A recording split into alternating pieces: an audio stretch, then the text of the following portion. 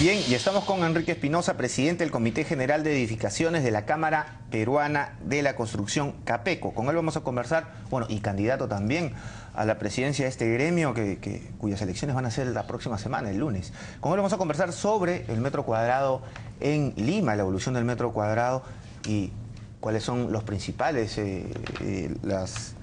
los principales bemoles para la construcción en el país.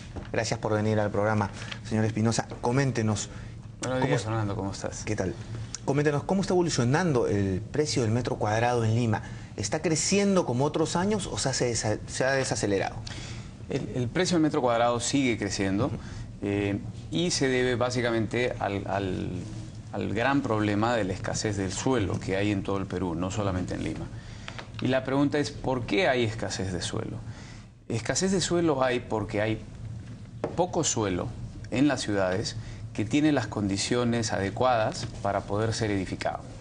Es decir, hoy en día, en la mayoría de las ciudades del Perú y principalmente en la ciudad de Lima, hay escasez de agua, hay escasez de suelo que tenga las características adecuadas y la zonificación adecuada para que pueda recibir edificación en altura o edificación más densa. ¿Por qué vamos o por qué se promueve que haya edificación más densa en las ciudades? Porque eso abarata los costos.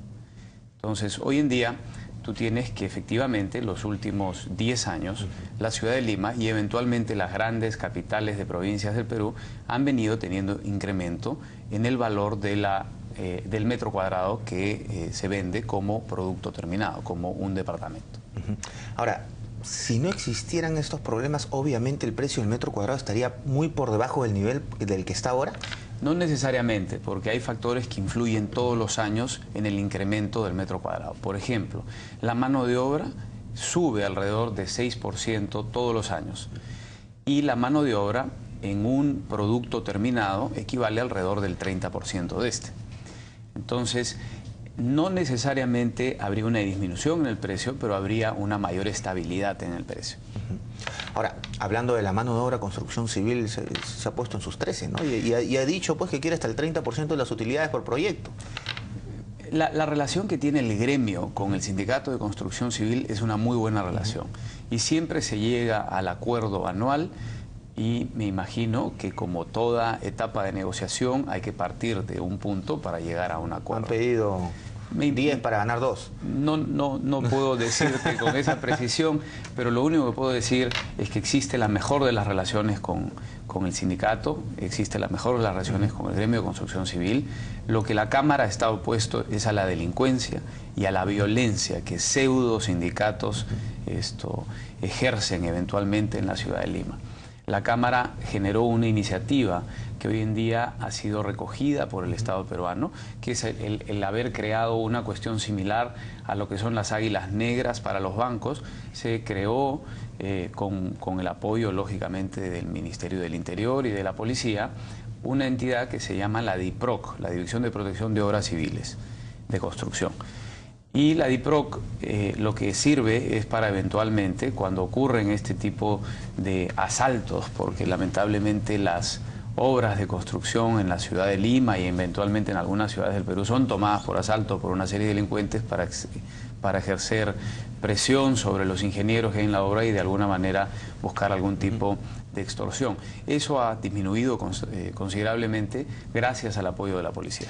Señor Espinosa, estamos hablando de la evolución del precio del metro cuadrado y ¿no influye también que se construyan tan pocas viviendas en el Perú? Está bien, hay trabas, pero cada año nacen en promedio 100 familias y se construyen 20.000, 30.000 casas. En vez de estar acortando la brecha que supera el 1.000.000 de viviendas, se está aumentando en los últimos años. Sí, el Perú tiene un déficit más o menos de 1,5 millones de viviendas. Y todos los años, como tú dices, alrededor de 100.000 familias nuevas necesitan una vivienda. O sea, mientras el país no pueda construir 101.000 viviendas, no vamos a reducir esta brecha. Ahora, el Perú el año pasado construyó alrededor de 55.000, un poco más de 55.000 viviendas nuevas. Poco pues, ¿no? De las cuales, lógicamente, la ciudad de Lima, al tener la población más grande del Perú, demandó de más o menos 22.000, 23.000 viviendas, y en el caso de Lima la oferta es enorme. Si tú vas a otras ciudades, aún la oferta es escasa, ¿no? No obstante la gran demanda que hay. ¿Por qué existe este descalce? Existe básicamente por lo que hablábamos hace un ratito. Permisos. Permisos. Servicios básicos, agua. El Perú tiene un problema y creo que el Ministerio de Vivienda hace esfuerzos grandes, pero todavía falta avanzar aún un poco más, que es, los últimos 20 años en el Perú ha habido una falta de planificación. No obstante, la población peruana hoy en día crece a un menor ritmo, pero hace muy poquito creció a unas tasas muy grandes.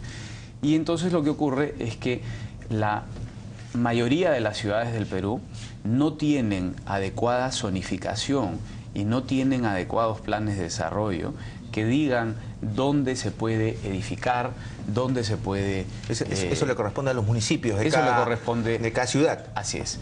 Entonces, por ejemplo, dentro de nuestra campaña para las elecciones que van a ser el día lunes en Capeco, nosotros promovemos el seguir ayudando a las entidades públicas como gremio en que se pueda poco a poco lograr la mejora de estos planes de zonificación, de estos planes que permitan pensar en ciudades que se tienen que desarrollar por los próximos 100 años.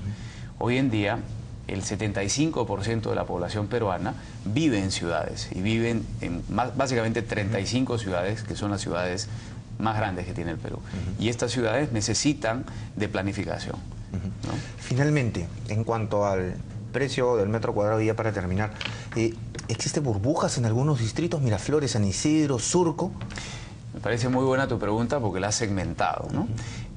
Cuando hablamos de burbuja a nivel país, es difícil de poder hablar de ella y es difícil de precisar. Me disculpo un momento, me dicen que estamos en vivo con el Portal Financiero conversando con Enrique Espinosa, presidente del Comité General de Edificaciones de Capeco.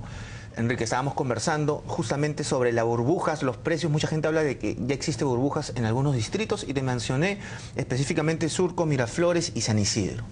Sí, y lo que yo te empezaba a responder era que tu pregunta estaba muy bien formulada, porque normalmente algunos periodistas hablan, ¿hay burbuja en el país? ¿Hay burbuja en la ciudad de Lima?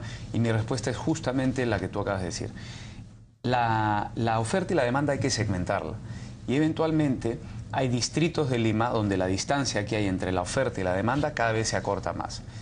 ¿Eso a qué lleva? Eso lleva a que eventualmente lo que se vende o lo que se va a empezar a vender en esos distritos es lo mejor. Es lo que está mejor ubicado, lo mejor diseñado, lo que ofrece el mejor producto, lo que tiene el mejor paquete de financiamiento. Yo no creo que podamos llegar a una burbuja inmobiliaria a los niveles que ha habido en España o en los Estados Unidos, básicamente porque en el Perú la Superintendencia de Banca y Seguros es muy responsable y hasta hace poco acaba de hacer una serie de cambios en la directiva, por ejemplo, para el préstamo de la segunda vivienda. La tasa hoy en día es más alta para un peruano o un limeño que quiera comprar una segunda vivienda, ya bien sea de playa o ya bien sea una inversión. Entonces, son elementos que eventualmente van corrigiendo lo que va pasando en el mercado, lo cual creo que es positivo. Perfecto. Muchas gracias, señor Espinosa, entonces, por venir al programa. Eso ha sido todo por el día de hoy en el Portal Financiero. Hasta mañana.